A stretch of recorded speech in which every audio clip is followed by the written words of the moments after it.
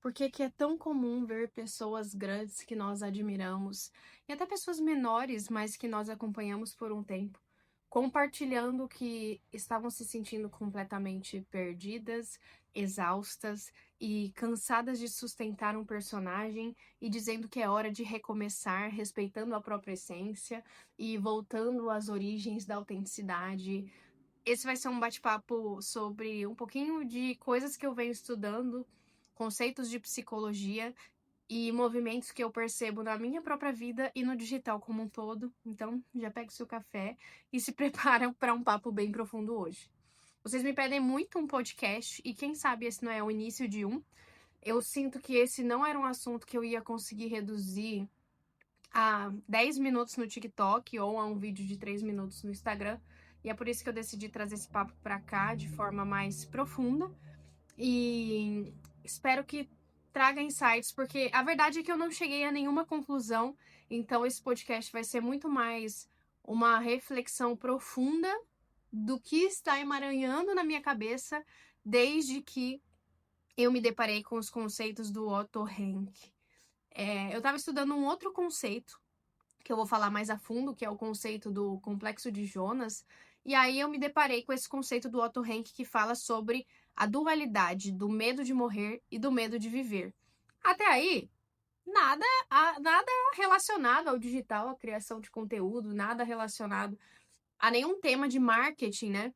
Mesmo que eu às vezes faça algumas analogias para contrastar, porque para mim não existe criação de conteúdo sem esbarrar em conceitos de autoconhecimento, né? Se você em 2025 está produzindo conteúdo, é praticamente impossível que você não esbarre no autoconhecimento, porque não dá para simplesmente fingir ser algo que não é ou se apropriar da personalidade de outra pessoa achando que é isso que vai te fazer dar certo. Então, sem autoconhecimento realmente fica insustentável. Com autoconhecimento já é difícil, né? E sem autoconhecimento realmente fica insustentável. Então, eu sempre tento relacionar uma coisa com a outra, isso tem ajudado muitas pessoas, principalmente a mim, né? E aí eu me deparei com esse conceito e aí eu fui pesquisar mais a fundo. E na verdade, o medo da morte não é o da morte física puramente, o medo da morte real, né? De quando você deixa de viver. Mas é o medo da morte de si mesmo para si. É o medo da perda da individualidade. É o medo de não sentir que é você dentro do seu próprio corpo. Esse é o conceito que ele diz que nós enfrentamos ao longo da vida. Esse medo da sensação de estar se perdendo de si, em prol das circunstâncias, dos traumas, do contexto, do ambiente, da expectativa alheia. E aí, isso realmente explica o porquê que é insustentável, mesmo que aquela pessoa esteja tendo excelentes resultados, mesmo que aquela pessoa esteja vivendo uma vida que as pessoas admiram, realmente esse conceito explica que, mesmo que para o todo esteja bom, é uma sensação quase que insuportável de morte, morte para si. E é por isso que as pessoas não conseguem sustentar aquilo por um longo tempo e precisam recalcular a rota, porque de fato elas não, nós todos não conseguimos viver uma vida em que nós sentimos que não é uma vida nossa. Mas eu já fiquei chocada com isso, né? Eu já fiquei assim, caraca, interessante isso, porque realmente não é, mesmo que seja uma vida de sucesso, se é uma vida que você sente que foi construída com base numa pessoa que não é a pessoa que você não consegue sustentar isso. E isso é muito interessante, isso faz parte do nosso ser, essa busca por sentirmos que nós estamos tomando a decisão, que nós estamos sendo verdadeiros e que ao abrir a câmera a gente sente que é quem a gente é. E aí, inclusive, por isso que eu entendo agora que o digital se torna um peso para as pessoas, por quê? Porque elas sentem que ao abrir a câmera, elas precisam se moldar a ser algo que não são. Elas não conseguem abrir a câmera e aí que entra um ponto. Por que não conseguem? Porque nós estamos, dentro do conceito do Otto Rank, enfrentando o outro medo, que é o medo da vida. O medo em que nós também temos de enfrentar as consequências de sustentar o fato de sermos quem somos. Será que tem gente tão doida que gosta desses papos como eu gosto? Porque assim, eu realmente fico assim horas matutando sobre isso, como o nosso cérebro funciona, como nós nos desenvolvemos, como a nossa cabeça pensa e como nós tomamos decisões. Isso me faz ter um marketing melhor, me conectar mais profundamente com as pessoas, mas isso me faz me conhecer melhor também, entender as minhas limitações e entender que tá todo mundo passando pelas mesmas coisas, sabe? Porque pensa, não dá uma impressão estranha quando você acompanha uma pessoa que você gosta muito e você admira muito ela, você adora ela, e aí você vê do nada ela chegando falando que ela sentia que estava infeliz fazendo aquilo? Não gera uma sensação um pouco estranha? E ao mesmo tempo, vocês não enxergam o quão cruel é uma pessoa que decide se reconectar com a individualidade e começa a ser cancelada porque ela já não é mais a mesma? Sendo que ela só está se permitindo ser alguém mais parecida com quem ela só está se permitindo evoluir e se apropriar da nova fase de vida que ela está, e isso gera uma repercussão negativa pela expectativa das pessoas e o quão a internet potencializa essas duas coisas. Porque pensa, antigamente você provavelmente só tinha essa dificuldade com a sua família. Percebe? Sem redes sociais. Imagina que não existe redes sociais. Com quem nós enfrentávamos essa dificuldade? Com a família. Então, se eu não suprir a expectativa profissional que meus pais tinham sobre mim, eu frustro os meus pais. E aí você ficava nessa dualidade de vale a pena me anular e anular os meus sonhos para agradar os meus pais? E ao mesmo tempo, quão difícil vai ser enfrentar e decepcionar os meus pais que me amam tanto e fizeram de tudo por mim? Era essa balança. Só que percebe que agora com o mundo digital nós estamos num outro nível de balança, que é o nível preciso mostrar uma versão de mim que seja aceitável para quem vai receber, mas que respeite aquilo que eu sou. Mas isso pode esbarrar em pessoas que eu nem conheço e pode fazê-las me odiarem sem me conhecer. Mas muitas pessoas que são parecidas comigo podem se aproximar de mim. Mas entende que são muitas variáveis que sequer existiam antes? Isso até me traz um ponto que eu penso às vezes, como nós da geração millennials, principalmente, ao meu ver, tá? Isso é um achismo meu, são os mais afetados com isso. Porque a geração Z nasceu digital. E nós estamos enfrentando um total colapso, né? De uma nova realidade que não era assim na nossa vida com 12, 13, 14 anos. E que agora é. Só que nós estamos nos habituando no processo, entende? Enfim, aí eu vou, né? Eu vou pensando. Mas voltando ao foco, que é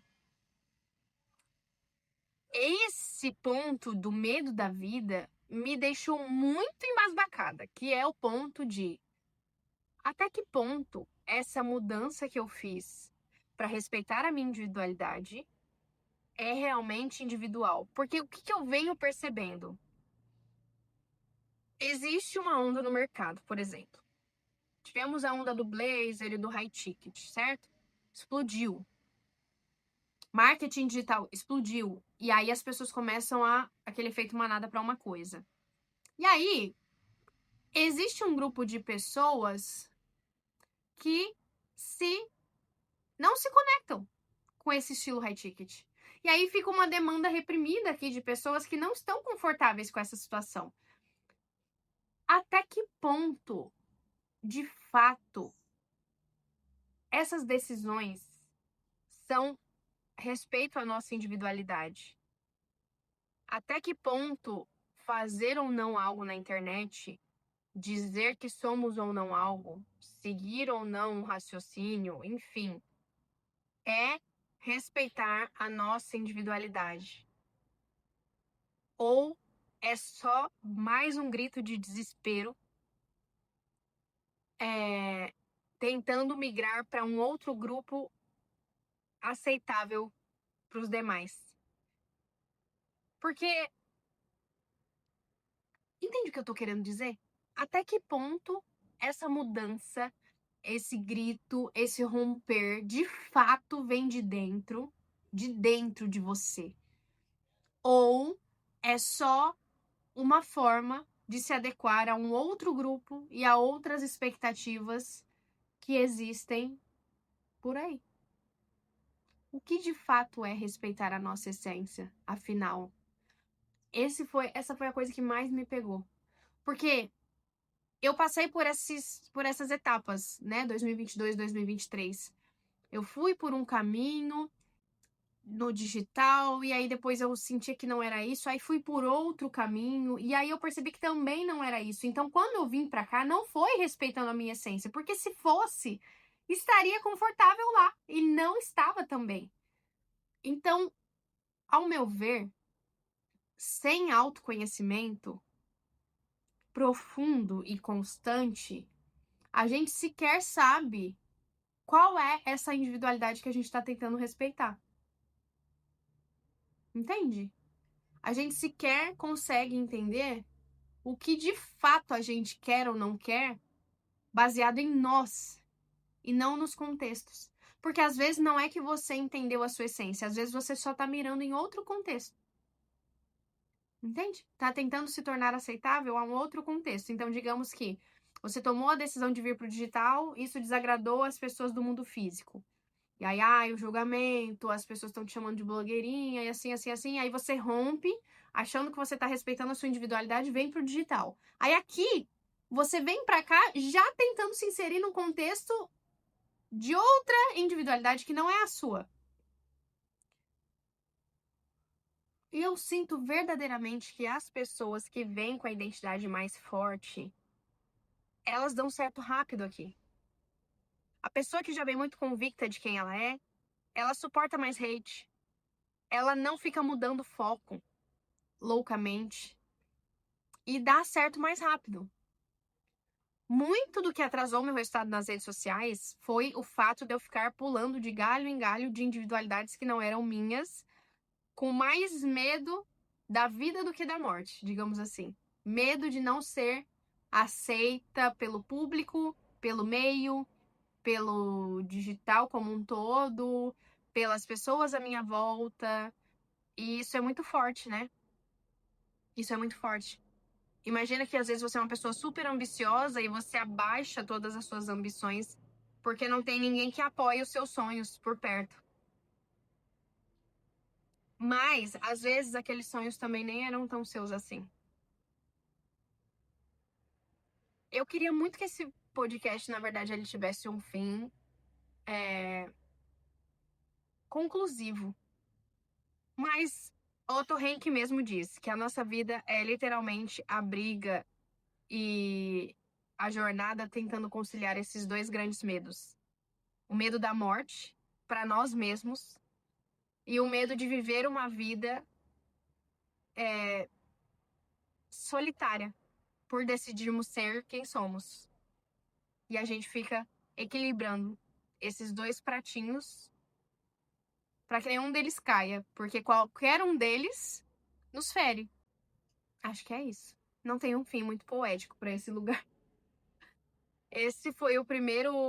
Eu não sei se eu posso chamar isso de podcast, mas eu quero muito ter um espaço onde eu consigo me expressar por mais tempo e trazer questões do que eu tenho estudado e do que eu tenho pensado e refletido ao longo da semana, reflexo dos meus estudos e papos inconclusivos, insights sobre a vida. Eu acho que o nome desse podcast faz total sentido. É uma reunião comigo mesma e obrigado por participar dessa vez. Espero te ver na próxima e quem sabe isso não vira uma reunião de você com você mesma do lado daí também.